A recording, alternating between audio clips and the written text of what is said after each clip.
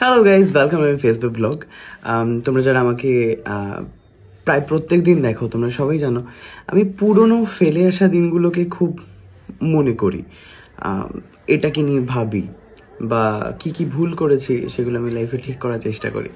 তো এটা হচ্ছে আমার লাইফে মোটো, পুরনো ফেলে আসা দিনগুলোকে না ভুলে সেটাকে নিয়ে এগিয়ে যাওয়া।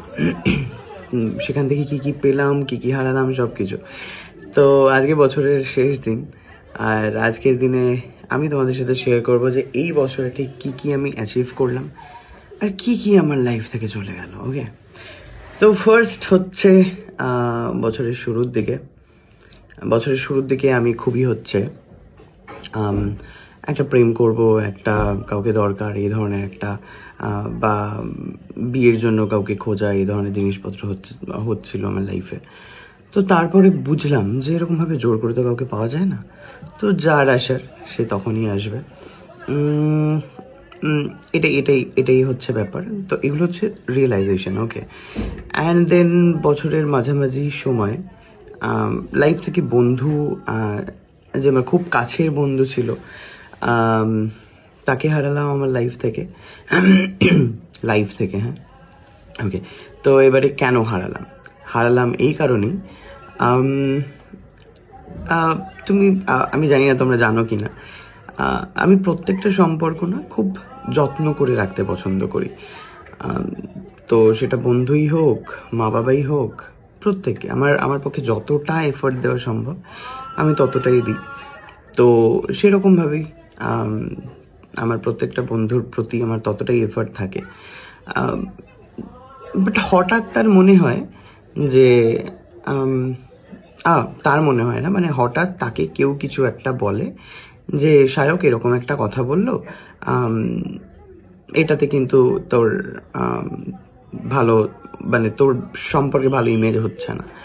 তো সেই মানুষটা একবারও আমাকে জিজ্ঞেস করেনি, না জিজ্ঞেস করে হচ্ছে লাইফ থেকে সরে যাওয়ার চেষ্টা করে। তো আমি যখন বুঝি যে ও সরে যাচ্ছে ধীরে ধীরে, আমি তখন মেসেজ করি যে কি হলো, তুই এরকম কেন করছিস? তখন আমাকে বলো তুমি এরকম করেছো তাই।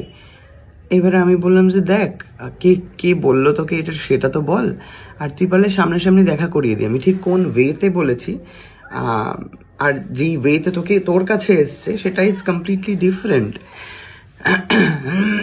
তো সে বললো না দরকার নেই, ঠিক আছে ছেড়ে দাও, ছেড়ে দাও।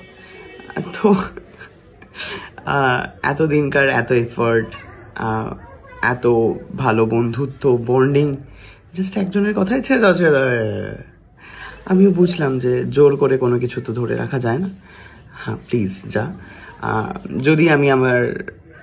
যদি আমি ঠিক থাকি, আমি ডেফিনেটলি জানি যে তুই একদিন না একদিন এটা ফিল করতে পারবি, বুঝতে পারবি। আর যদি আমি ভুল হই, definitely I will get my karma back, কারণ আই বিলিভ ইন কার্মা। তো যাই হোক, এটা মানে তারপর থেকে না এই বন্ধু, বা অনেকেই বলে যে আমি তোমার বন্ধু হতে চাই, বা বন্ধু, মানে এই বন্ধু ওয়ার্ডটা না এত ভয় লাগে আমার। তারপর আমি যখন এফোর্ট দিই তো 100% থাকে।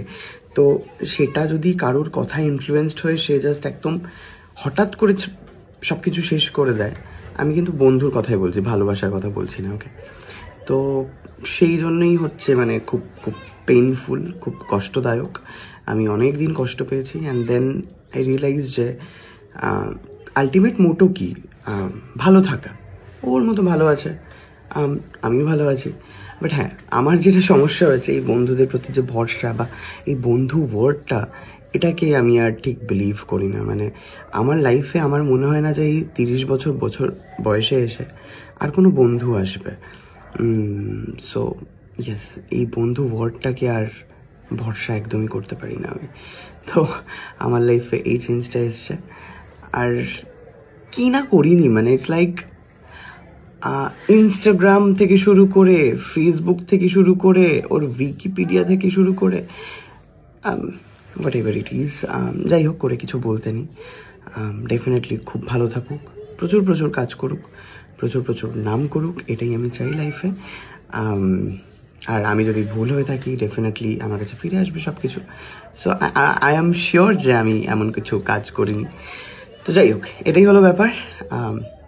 বন্ধু হারিয়েছি, বন্ধু শব্দের ওপর ভরসা হারিয়েছি। ওকে।